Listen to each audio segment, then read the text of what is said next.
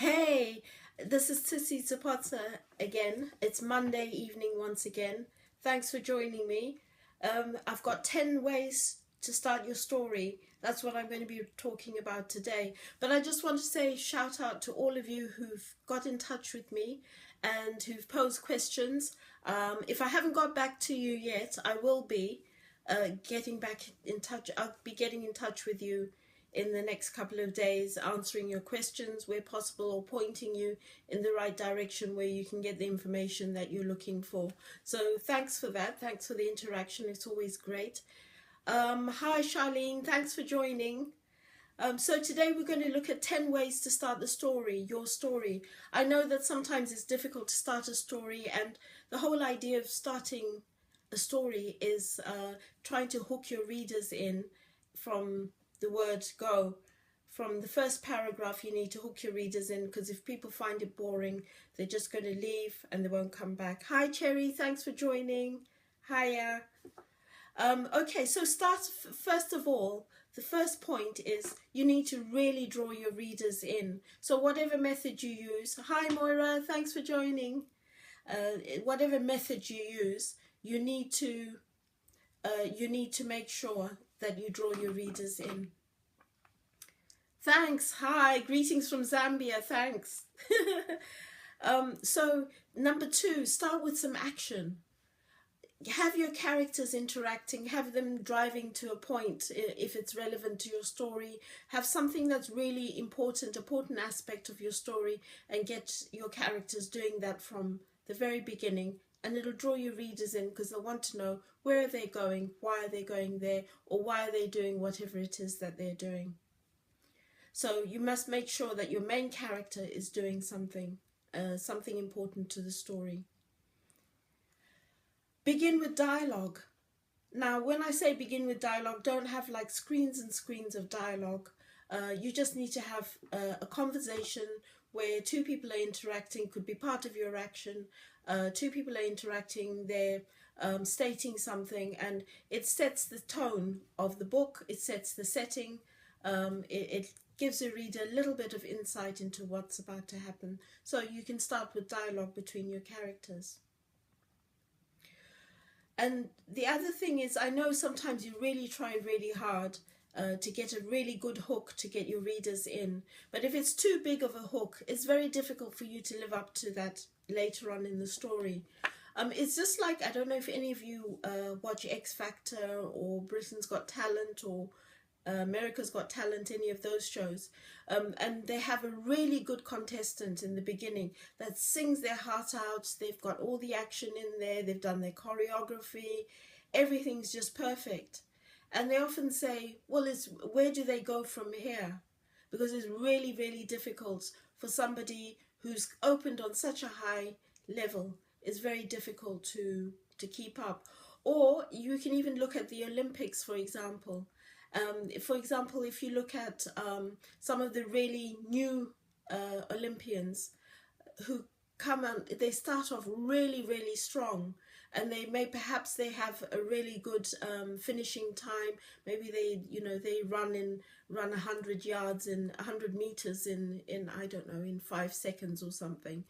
Then it's very difficult for them to beat that record. So they have to really, really work hard, and it puts a lot of pressure.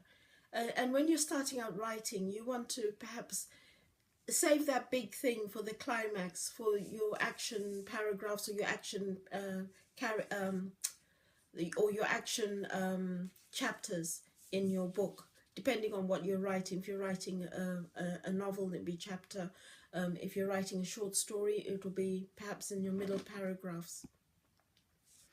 So keep the opening really simple. Don't have too much going on, because the reader gets confused. Because sometimes if you've got too many characters or too much action, just keep it really quite simple and easy to follow, so that somebody can actually see what it is that you're saying. So another way of getting a great opening, sometimes when you're writing, when you're starting up, you find it difficult to get that perfect opening. So perhaps what you can do, hi Tafadzwa, thanks for joining. Perhaps what you can do is just get started writing. And what you can do is you can lift out a paragraph later on or a chapter later on and bring that to the beginning, because it'll be more impactful. Because sometimes it takes you as well as the reader taking time to warm up whilst they're reading the story. It can also take you time to warm up to you're writing your story, and sometimes you need to build up a little bit. You may need to discard those first few paragraphs or the first few chapters. You may need to discard them, or you may just be able to move them around and change them up a little bit so they fit in a little later on in the story. So you could have a flashback in the beginning as well. So if the reader has a flashback, you could use that in the beginning to have that. But don't have it too complex and too detailed, a flashback, because you need to bring them into the present quite soon. So another way you can do is you can have some sort of puzzle, like have your character asking a question of themselves about their lives or about what's going to happen. Have them questioning a situation, whether they're going to be successful. Get the reader wondering, okay, so what are the odds? If they're wondering about whether they're going to be successful in whatever venture it is or whatever it is they're doing, then they may want to know, okay, so what's the big deal? So that's another way to draw your readers in. So you can also look at the last book that you enjoyed. Sometimes that's a good way to look at it, because if you've enjoyed the story really well, a lot, what you might find is that the reason why you got to read it to the end is because it had a really strong start and it drew you in from the beginning. So what was it that made you want to read? And have a look at what other books that you've enjoyed and you've read till the end have been like in the beginning. And sometimes you might even have a favorite author. So how does your favorite author start their stories? What is it that is promising for you that this is going to be another good read, and you can rely on getting really hooked onto the story and enjoy the story till the end? So the other thing you can do to getting a really good start is to experiment with different starts. You can have a start that uses dialogue. All the examples that I've given you, action. You could bring in a paragraph from further in or a chapter from further in the story and bring it to the front. Then get your beta readers to tell you which story they think is most exciting, or that works best, or that would encourage them to read the rest of the story. So, if you don't have any beta readers, you can use some of your friends on Facebook posts, because people love that. They love being part of the process of writing or creating something exciting. So they will give you a lot of input. So try that. And number 10, develop your setting. So sometimes if you can get a really good, very brief description of your setting, or have your character in the setting, that's a really great way to bring your reader in, because they start getting excited about the language that you've used, or about, hi Ken, thanks for joining, about the language you've used, or about the character themselves, or perhaps the character's thought pattern, sort of the way they're thinking about their environment. That's a great way to get people to draw them into your story and for you to start a story. So just to recap, some of the ways that I've said that you can use to start your story is think about drawing the reader in from the very beginning. What do you think would be really exciting? You can start with action. You can start with dialogue. Don't have too big a hook at the beginning of the story, otherwise you won't be able to live up to it later on. Keep your opening simple. Let it be easy for anyone to read and to kind of get into the thralls of the story, into the storyline, and understand a bit of what's going to take place, what the story is about. After you've written your story, you can move chapters or paragraphs around to make them work, make your opening work better.